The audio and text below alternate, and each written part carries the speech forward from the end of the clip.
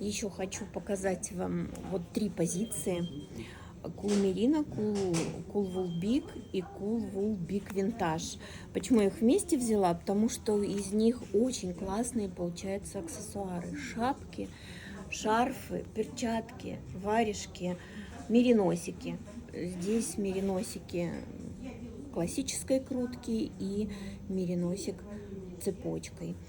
Образец могу показать, потому что шапочки все у нас ушли.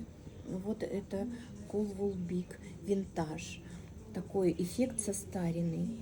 Выход из одного моточка. Вот можно посмотреть. И Cool Merino.